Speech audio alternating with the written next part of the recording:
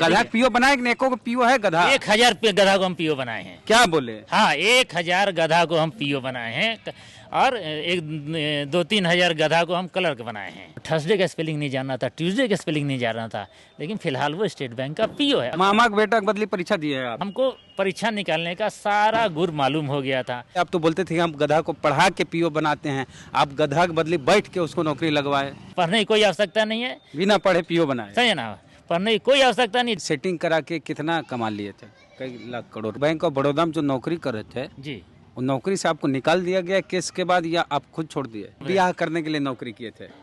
हाँ। कोई लड़की से आपको हो गया था प्रेम, स्वजातीय महिला युवती, और उसके पिताजी का कहना था कि उनके पिताजी का कि सरकारी नौकरी होगी तब शादी करेंगे, तो इसके लिए आप नौकरी किए थे? शादी ब्याह करने के लिए जो है हम नौकरी ज्वाइन किए थे। अगर आपके पास नौकरी नहीं है तो बिहार में आपके पास 2-3-4 गो प्रस्ताव आएगा, लेकिन आपके पास नौकरी है तो मेरे पास भी सैकड़ों प्रस्ताव आए थे।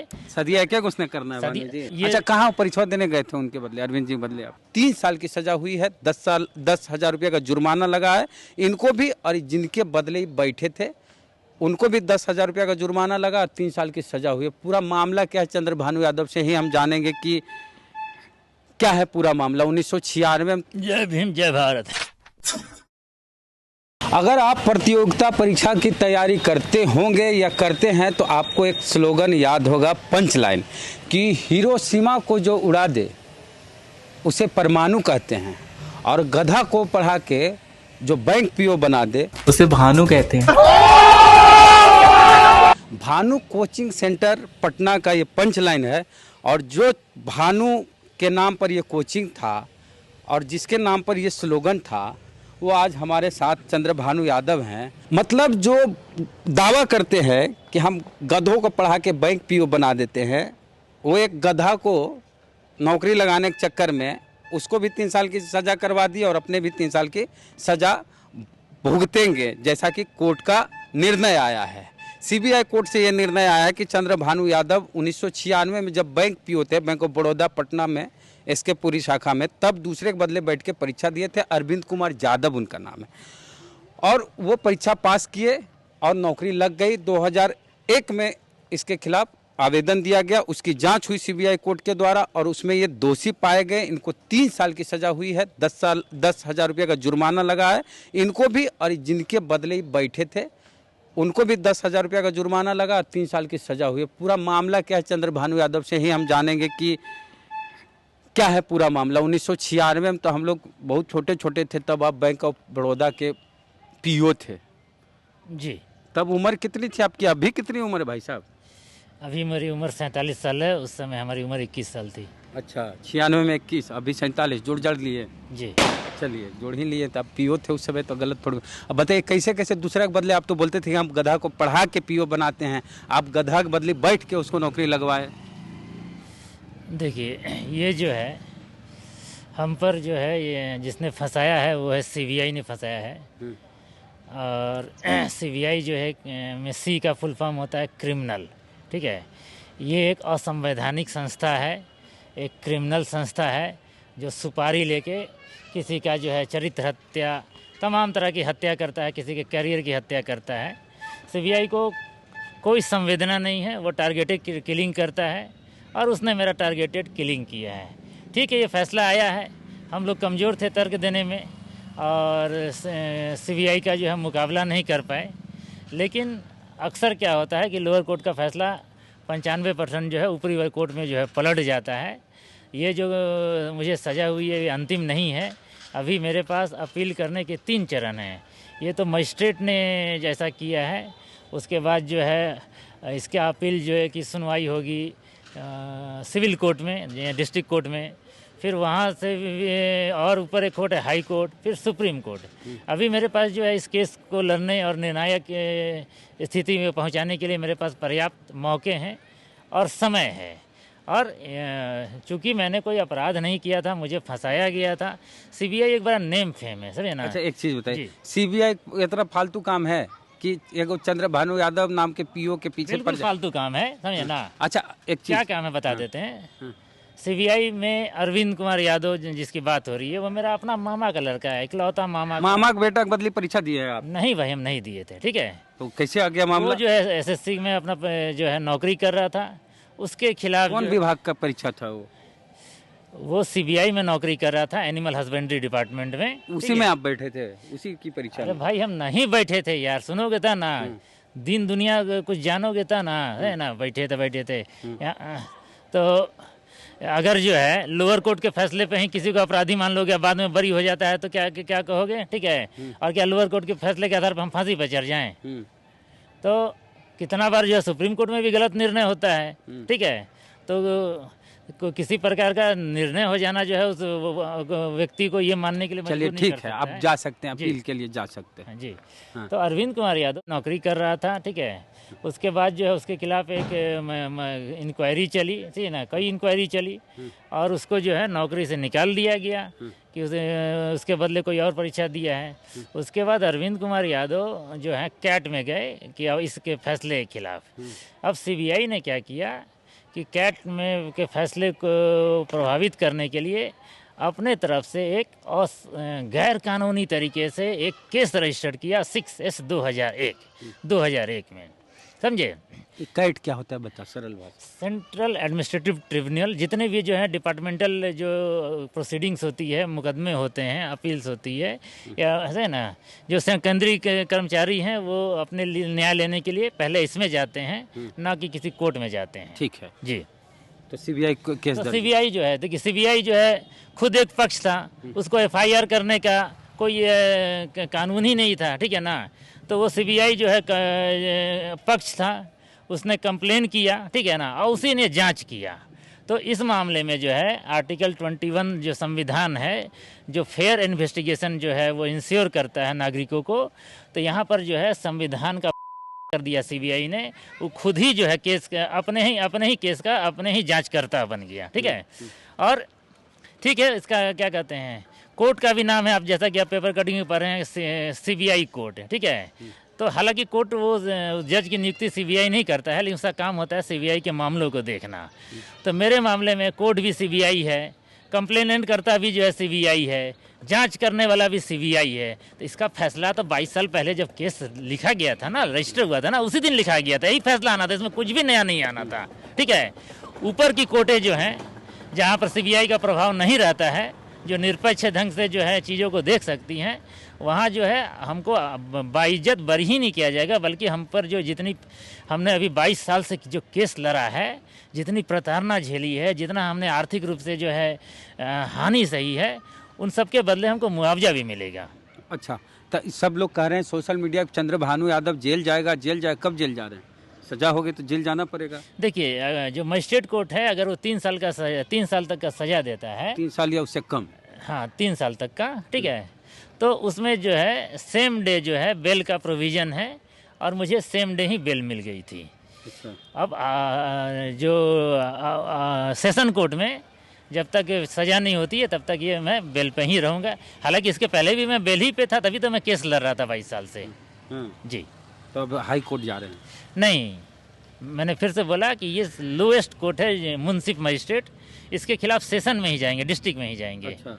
हाई कोर्ट उसके बाद का चरण है। अच्छा, तो बैंक ऑफ बड़ौदा में जो नौकरी कर रहे थे जी, वो नौकरी से आपको निकाल दिया गया केस के बाद, या आप खुद छोड़ दिए? देखिए, मैं बैंक ऑफ बड़ौदा की नौकरी जो छोड़ा था उसका इस केस से कोई लेना देना नहीं था, ठीक है।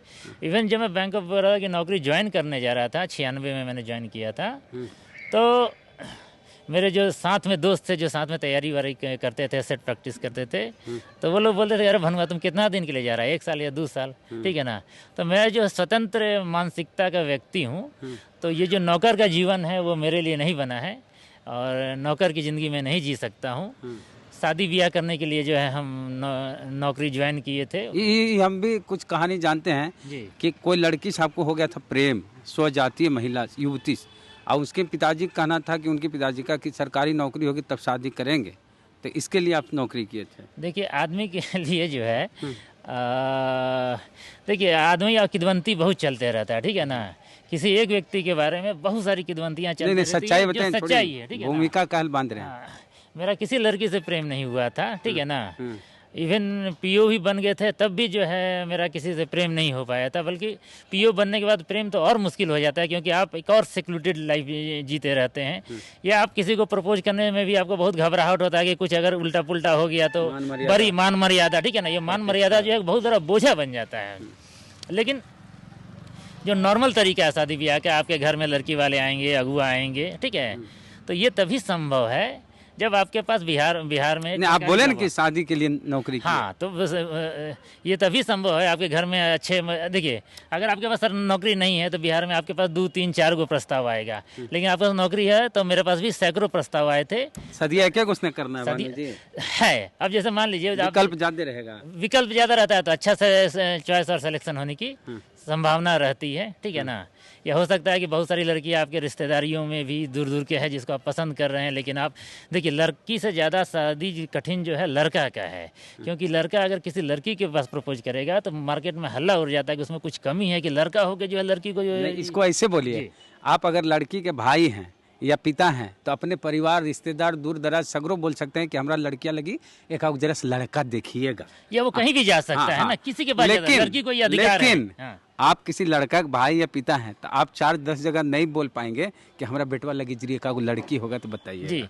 ये इस तरह का माहौल है। ये लड़की वाला जो लड़का के यहाँ शादी का प्रस्ताव लेके जाता है, है ना, लड़का वाला लड़की के यहाँ नहीं ले जा सकता है, समझे ना।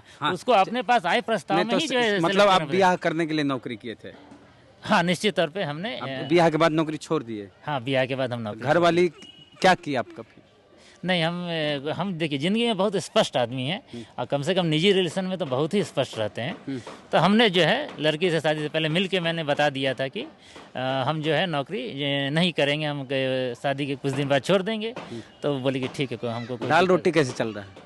दाल रोटी जो है, हमारी पारिवारिक पुश्तैनी काफ़ी संपत्तियां हैं और बाप का संपत्ति बेच के खा रहे हैं? बिल्कुल, हम एक कट्ठा भी जमीन बेच के नहीं खाए हैं, लेकिन मान लीजिए उन परिसंपत्तियों पर किराया आ रहा है या कुछ एक आध को छोटे मोटे बिजनेस हैं, ठीक है ना। सेटिंग करा के कितना कमा लिए थे? कई लाख करोड़ रुपए। हमने सेटिंग कहाँ कराया था भाई? तो गधा पीओ बना कितना पैसा कमा लिया? अरे भाई, आप इस बात को समझिए, गधा पीओ बनाए, नेको को पीओ है गधा। 1000 गधा को हम पीओ बनाए हैं। क्या बोले? हाँ, 1000 गधा को हम पीओ बनाए हैं और 2-3 हजार गधा को हम क्लर्क बनाए हैं, ठीक है। आप समझिए, हम तो बिल्कुल लिखित तौर पे जो है हम इस बात का प्रचार करते हैं और जो है काट देते हैं लोगों को। या हमने जो है बहुत सारी जगह जो है अभी जो है ना, ये सब क्या कहते हैं, भादों में पैदा हुआ सियार का बच्चा सावन का बार को देख के बोलता है कि अरे बाप रे, इतना पानी तो कभी देखबे नहीं केले। तो 2014 के बाद जिनकी मेमोरी काम कर रही है वो लोग नहीं समझ सकते हैं कि 2014 के पहले, ये मोदी के पहले, ये भाजपा के कुशासन आने के पहले एक काल था, ठीक है ना। लालू यादव रेल मंत्री बने थे तो उन्होंने 6 लाख वैकेंसियां निकाली थी। उन्होंने घाटे में चल रही रेलवे का जो है कायाकल्प किया था और इतना तेजी से उसकी प्रगति की थी, उसको 6 लाख कर्मचारियों की आवश्यकता हुई थी।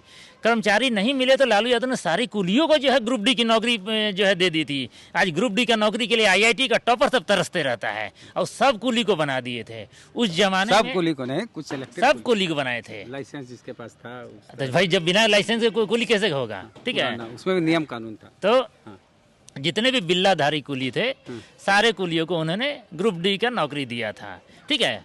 तो इतनी वैकेंसी आई थी कि लोग नहीं मिल रहे थे। आपको RRB में चेन्नई का जो है कट ऑफ जा रहा था 100 में 14 नंबर, है ना। आज के लोग बिलीव नहीं कर सकते हैं, ठीक है। आपका नालंदा में एक बिहार शरीफ के पास गांव है बसवन बीघा, उसको क्रिमिनल गांव के रूप में लोग जानते हैं। तो वहाँ के लोग जो है, मतलब बहुत कुछ ही उदाहरण मेरे पास हैं, उदाहरण तो 1000 होंगे। वहाँ के 17 लोग जो हैं RRB मुंबई गए थे परीक्षा देने। 17 का हो गया। और नहीं, सुनिए, उसमें जो है किसी के पास कोई पढ़ाई लिखाई का कोई एक्सपीरियंस नहीं था, ठीक है ना। वो सब गया, वहाँ अपीयर हुआ। और आज के ज़माने में जैसे EVM आने के बाद जो है रिजल्ट तुरंत आना चाहिए, तो रिजल्ट और देर हो जाता है। तो उस समय इतना इंटरनेट नहीं था, उसके बावजूद जो है वो लोग जो परीक्षा दे के जब लौट रहे थे तो मुगल सराय में पेपर निकाल के देखे तो पेपर में रिजल्ट आया हुआ था और 17 का उसमें सिलेक्शन हो गया था। तो जिस ज़माने में 10 number 9 number 12 number cut off जा रहा था, सही है ना, इतनी नौकरियां। उस समय गधा को आप पीओ बना देते थे। उस समय फिर क्या हुआ कि ये जो वाजपेयी शासन में भाजपा थी उसने सारे बैंकिंग सेवा भर्ती बोर्ड को ख़त्म कर दिया था। पीओ की वैकेंसी किसी बैंक में 25 से 36 इस तरह आती थी, वो कभी कभार आती थी। जब मनमोहन सिंह जो है प्रधानमंत्री बने, पी चिदम्बरम वित्त मंत्री बने, उन्होंने भी अर्थव्यवस्था का इतना कायाकल्प किया कि आज के डेट में जो है सारे लोग जो है छोड़ के विदेश भाग रहे हैं, लेकिन उस समय जो है विदेश में बसे हुए भारतीय वापस भारत आना शुरू कर दिए थे थोक भाव में। और उन्होंने क्या किया कि पहली वैकेंसी जो आई थी वो आई थी स्टेट बैंक क्लर्क की, ठीक है, स्टेट बैंक क्लर्क 20,000 वैकेंसी आई थी। और मज़े की बात यह है कि उसमें 7,000 जो है वैकेंसी जो है वो भर नहीं पाई थी, क्योंकि 7,000 लड़के जो है 40% नंबर लाने में सफल नहीं हो पाए। 2007 के आसपास की बात है जी। तो उसके बाद जो वैकेंसी का जो तांता निकला, सही ना, एक एक बैंक में, बैंक ऑफ इंडिया 3,000 वैकेंसी, ठीक है, associate bank of SBI 5,000 PO की वैकेंसी, समझे। पहले क्या था कि पीओ नहीं, सब छोड़िए, अपना बताएं, इसमें जोड़िए, बहुत जरूरी है। हाँ, बोलिए। तो पहले क्या था कि पीओ के लिए जो था कि फर्स्ट डिवीजन मार्क्स होना चाहिए, उसको घटा के जो है लड़के नहीं मिल रहे थे तो घटा के केवल जो है पास होना चाहिए ग्रेजुएशन, ठीक है। उसके बाद जो है पीओ कट ऑफ जो है आपको जा रहा था 2011 में 30%, 200 नंबर में 59 कट ऑफ जा रहा था, ठीक है। ओबीसी का और जनरल का 30%। तो 30% हम क्या किए कि हम बोले कि देखो बेटा बच्चों को कि अब कोई पढ़ने लिखने का ज़रूरत नहीं है, क्योंकि 30% तुमको लाना है। 35 लाओगे तो इंटरव्यू में भी निकल जाओगे। तो वो 35% निकालना कैसे है वो हम सिखा रहे थे, ठीक है ना। पीओ में जो भी क्वेश्चन होते हैं वो मैट्रिक लेवल के होते हैं, जो मैथ होते हैं, ठीक है, जो रीजनिंग होते हैं वो भी जो है, और उसका रीजनिंग जो है 8वां 9वां क्लास का बच्चा बना सकता है, ठीक है। करंट अफेयर्स होता है, वो 10 मैट्रिक का बच्चा उसको रट लेगा तो वो निकाल लेगा, ठीक है। इंग्लिश का होता है और इंग्लिश क्वालिफाइंग होता है। इंग्लिश क्वालिफाइंग ऐसा था कि 50 नंबर में 1 नंबर भी यूनियन बैंक ऑफ इंडिया में 1 नंबर कट ऑफ गया था, है ना। 1 नंबर भी जो इंग्लिश में लाया, बाकी सब में ले आया था मिला के 30%, तो उसका भी जो है इंटरव्यू कॉल आया था।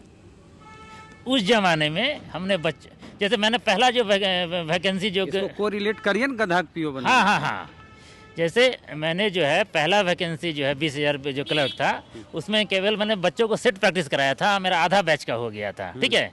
हाँ, तो उसके पहले कोई बैंक का सब कोई तैयारी करना छोड़ दिया था। तो जो बच्चे भरे थे और खाली जो है 40% मार्क्स ले आए थे, वो सबका सिलेक्शन हो गया था। तो चूंकि इतने कम कट ऑफ थे, आउट कट ऑफ को निकालने, चूँकि हम जो है ज़िंदगी में जो परीक्षा दिए, IIM दिए, IIM में हम सेलेक्ट किए। हम जो है कई बैंक में मेरा फाइनल सिलेक्शन हुआ, 2 बैंक हम ज्वाइन किए थे, बैंक ऑफ बड़ौदा से पहले हम इंडियन बैंक ज्वाइन किए थे। तो हमको परीक्षा निकालने का सारा गुर मालूम हो गया था। उन सारे गुर को हमने बच्चों में डाला और बच्चे जो है 2-2.5 महीने के प्रैक्टिस के बाद ही जो है पीओ फेंकना शुरू किए, ठीक है। ऐसे ऐसे बच्चे अपने मेरिट से पीओ बने, जिनको हमको याद है। एक सौरभ श्रीवास्तव था, मैंने बोर्ड पर उसको बोला था लिखने के लिए, तो वो थर्सडे का स्पेलिंग नहीं जानना था, ट्यूसडे का स्पेलिंग नहीं जानना था, लेकिन फिलहाल वो स्टेट बैंक का पीओ है, मेरिट से पीओ है। तो ये लोअर कट ऑफ का कमाल था। बच्चों को मैंने सिखा दिया था कि वो तुमको 30% 35% कैसे लाना है। पढ़ने की कोई आवश्यकता नहीं है, बिना पढ़े पीओ बनाए, सही है ना। पढ़ने की कोई आवश्यकता नहीं, जितना तुम जानते हो उसी को तुम सही ढंग मैनेजमेंट से जो कर लोगे तो आराम से जो है तुम 35% ले आओगे। वो किए, ठीक है ना। हमने उनको क्वेश्चन छोड़ना सिखाया कि देखो ये इस पे अब तो लंबा चल जाएगा। मास्टर साहब को अगर माइक मिल जाए, नेताजी तो बोलते रहेंगे। तो मतलब कि गधा को आप पीओ बनाते थे, अब दूसरे जगह नौकरी भी लगाते थे। आपको नौकरी देने मतलब परीक्षा देने का बहुत अनुभव हो गया था, इसका फायदा उठाते हुए दूसरे के बदले भी परीक्षा में बैठ जाते थे। बिल्कुल नहीं, ये हम नहीं करे, कोर्ट का है। अच्छा, कहाँ परीक्षा देने गए थे उनके बदले, अरविंद जी के बदले आप? हम परीक्षा देने गए ही नहीं थे, गए ही नहीं थे, परीक्षा देने गए ही नहीं थे, ठीक है। देखिए हमको क्या किया है CBI जो है कि भानु का हैंड राइटिंग जो है मिलता है अरविंद से, इसी आधार पे जो है बाद में इम्प्लीकेट किया है। अरे मेरा भाई है, मेरे साथी जो है पटना में रह के जो है वो हम जब पीओ बने थे तो हम अपने बहुत नज़दीकी लोग को अपने घर बुला के गाइड करते थे, ठीक है। भाई का ऐसा है ना। और सिंपली जो है इम्प्लीकेट करने के लिए ज़बरदस्ती एगो एक्सपर्ट जो है, बिकाऊ एक्सपर्ट, ठीक है ना, वो लिख दिया है कि हाँ इनका राइटिंग मिलता है, ठीक है, उसी पे हो गया। हाँ उसी पे हो अच्छा, गया। आपके भाई CBI या पुलिस जो है चाहे तो किसी भी रस्सी को सांप साबित कर सकता है। CBI चाहे तो रस्सी को सांप, सांप को रस्सी साबित, हाँ करता है ना। सुनिए मेरी बात, आपके भाई साहब जो अरविंद भाई हैं जी, अरविंद यादव जी, वो नौकरी उनकी कब गई, अभी गई या पहले ही चल गई थी? नहीं, उनकी नौकरी जो है सन 2000 में चली गई थी। उसके बाद जो है वो कैट में गए थे अपने नौकरी को पुनर्स्थापित के लिए। तो सीबीआई ने जो है प्रेशर टैक्टिक्स के तहत एक मुकदमा कायम किया, असंवैधानिक रूप से, गैर कानूनी रूप से। समझे ना, तुम मुंसिफ हो, तुम ही कातिल हो, तुम ही मुंसिफ बन जाओगे, तुम ही पीड़ित हो, तुम ही जो है मुकदमा जो है इन्वेस्टिगेट करोगे। ठीक है, ये साला अंधेर नगरी है, चौपट सरकार है। यहाँ पर जो है नियम कानून संविधान का कोई महत्व नहीं है। हम कितना बार कहते हैं कि संविधान तो एग्जिस्ट ही नहीं करता है। मेरे मामले में भी संविधान एग्जिस्ट नहीं करता है। संविधान है तभी बाहर हैं और तभी आप अपील करने का मौका मिल रहा है, नहीं तो अभी हवालात के अंदर होते, जेल में बंद होते। आपको मौका जो मिल रहा है ना, वो संविधान ही दे रहा है कि आपको आगे भी अपील करने का अवसर मिल रहा है। अगर आपको लगता है कि सीबीआई कोर्ट में गलत फैसला आया तो जहाँ संविधान नहीं वहाँ अपील करने का अवसर नहीं मिलता है। कहाँ, जहाँ भारत का संविधान नहीं है वहाँ पर जो है उनको अपील करने देश का अपना संविधान, अपने देश का अपना संविधान।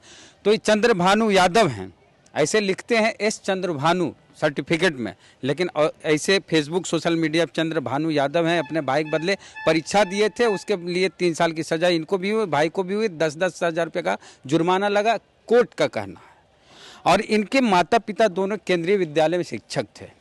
पैसा कमी नहीं है, रोजी रोटी चल रही है, कोचिंग बहुत पहले बंद हो गया है। तो चंद्रभानु यादव से बात की कि भाई जेल उल जाइएगा, उससे पहले बात कर लीजिए कि क्या कहना है आपके अपनी सफाई में। तो बातचीत किए, बातचीत को लेकर आपका क्या कहना, प्रतिक्रिया दीजिएगा कमेंट बॉक्स में। फेसबुक पे वीडियो देख रहे हैं, पेज को लाइक फॉलो नहीं किया तो कर लीजिए। यूट्यूब पे वीडियो देख रहे हैं, सब्सक्राइबर नहीं है तो घंटी बजा कीजिए। जय भीम जय भारत, बोलो जय भीम जय भारत। जय भीम जय भारत।